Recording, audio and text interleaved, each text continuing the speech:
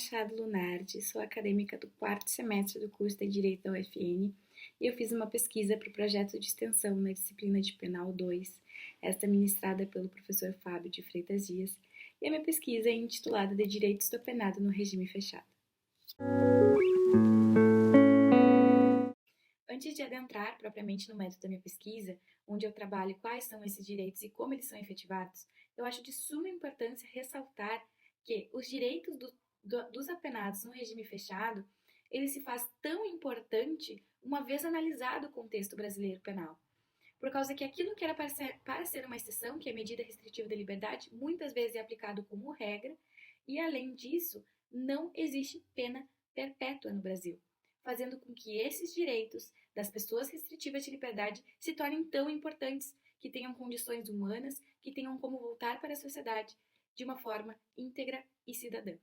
Então, por isso que se mostra a relevância desses direitos e como eles precisam de uma atenção especial e cuidado para a sua efetivação. Também acho de suma importância trazer alguns elementos teóricos e explicar a historização do sistema penal.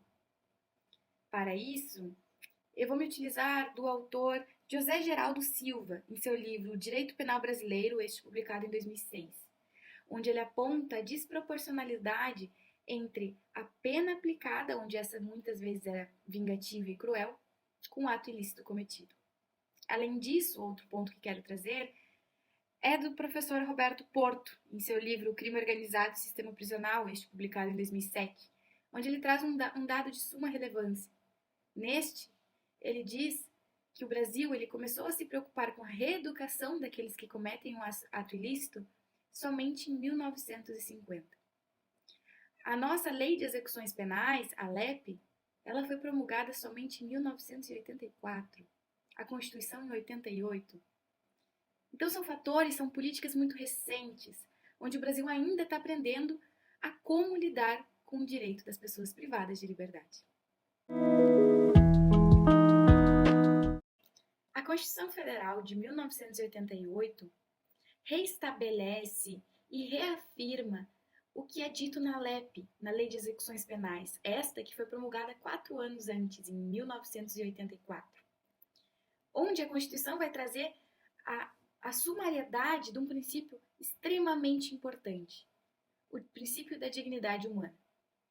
Neste princípio, entende-se que a pessoa restritiva de liberdade possui direitos que ainda produzem efeitos.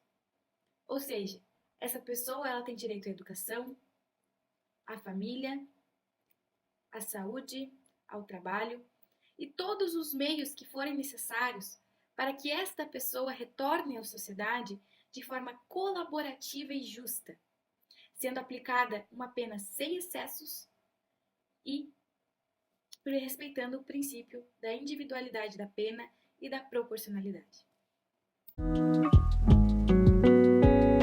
Em relação aos aspectos legais, eu limito-me aqui a trazer alguns exemplos de direitos das pessoas restritivas de liberdade. Entre estas estão o auxílio-reclusão, destinados a famílias de baixa renda, onde essas, inclusive, também possuem o direito ao auxílio de um profissional de serviço social para manipulação de documentos ou pendências dentro do próprio presídio. O preso também tem direito à visita íntima, porém essa depende exclusivamente da disciplina do preso e da estrutura do sistema prisional. Também cito aqui a recomendação do Conselho Nacional de Justiça 44, onde essa diz que o estudo também deve ser um objeto de remissão de pena. Porém, reitero, esta recomendação 44 do CNJ é de 2013, comprovando mais uma vez a tese que venho defendendo desde o início, onde cito que o Brasil não é um país preparado para lidar com os direitos das pessoas privadas de liberdade. É necessário que se analise a realidade social brasileira frente aos desafios encarados à concretização dos direitos da pessoa presa.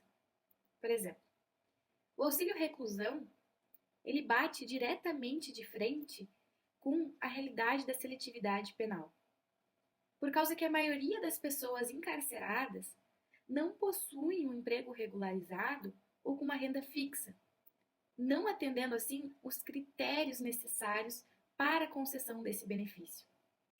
Além disso, a família do detento, ela também é condenada pelo poder público e pela sociedade. Ou seja, os familiares, eles também sofrem os efeitos executórios, seja por vexames na hora das visitas, seja por difícil acesso e por preconceitos. Isto fere diretamente o princípio da nulla pena sine judicio, em termo latim, que é essencial para o Estado democrático de direito, visto que não é admissível que alguém seja submetido a castigo sem que sua culpa em relação ao crime seja comprovada. A partir de todo exposto, então, conclui-se que os desafios persistentes na efetivação do direito dos presos em regime fechado destacam somente a complexidade do sistema penal brasileiro. Apesar das normativas buscarem assegurar a dignidade da pessoa humana, esta, citada na LEP de 84 e depois reiterada na Constituição de 88,